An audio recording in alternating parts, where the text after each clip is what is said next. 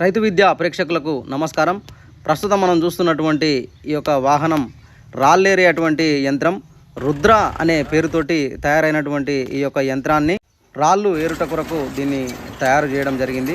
అంటే మామూలుగా ఒక చిన్న రాయికా నుంచి సన్న గుల్క రాయికా నుంచి మొదలు పెట్టుకున్నట్టయితే ఒక 15 కేజీల రాయిను కూడా ఇది అమాంతం ఎత్తి కన్వేయర్ బెల్ట్ సహాయంతో మనకు కనపడుతున్నటువంటి ఆ ట్రాలీలో లోడ్ చేయడం జరుగుతుంది. 55 HP ట్రాక్టర్ సహాయంతో ఈ యంత్రం నడుస్తూ ఉన్నది. అంటే దాదాపుగా మనం చూసుకున్నటువంటి ఈ నేలలు ప్లవ్ వేసినటువంటి నేలలు కావచ్చు, కల్టివేటర్ వేసినటువంటి నేలలు దీనికి అనుకూలంగా ఉంటున్నాయి.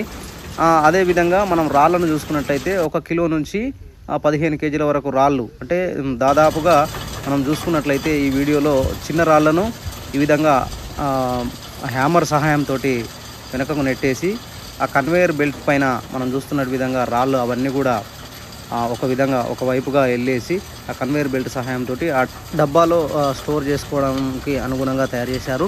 అయితే ఇదంతా కూడా పుల్లీ సహాయంతో, అంటే ట్రాక్టర్ మౌంటెడ్తో ఇదంతా కూడా నడుస్తూ ఉన్నదని కూడా మనం చెప్పుకోవచ్చు. ఇది దాదాపు రైతులకు ఒక వరంగానే భావించాలి.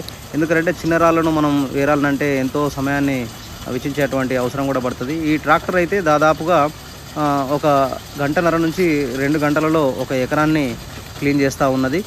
నేల స్వభావాన్ని బట్టి అలాగే రాళ్ళ పరిమాణాన్ని బట్టి వీళ్ళు గంటకు 2500 నుంచి 3000 రూపాయలు ఛార్జ్ చేస్తున్నామని కూడా చెప్పడం జరిగింది. కాబట్టి ఈ యొక్క రుద్ర అనే పేరుతో వచ్చినటువంటి ఈ యంత్రం సక్సెస్ అనే మనం చెప్పుకోవచ్చు.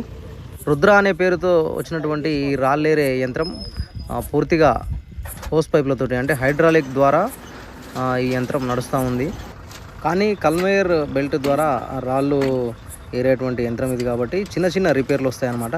కన్వేయర్ బెల్ట్కి బాడీకి మధ్యలో చిన్న చిన్న రాళ్ళు ఇరికినప్పుడు చాలా జాగ్రత్తగా చూసుకొని తీసుకున్నట్లయితే అసలు ఏం సమస్య ఉండదని కూడా వీళ్ళు చెప్తా ఉన్నారు.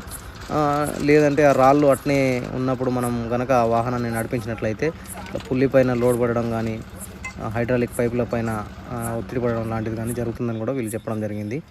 కాబట్టి రైతులందరికీ రిక్వెస్ట్ చేస్తున్నా, దయచేసి వీడియోను లైక్ చేసి షేర్ చేయండి. అలాగే మన ఛానల్ని సబ్స్క్రైబ్ చేసుకొని వారు దయచేసి సబ్స్క్రైబ్ చేసుకొని మరిన్ని వీడియోలు చేయుటకు సహకరిస్తారని మనస్ఫూర్తిగా కోరుకుంటా ఉన్నాను.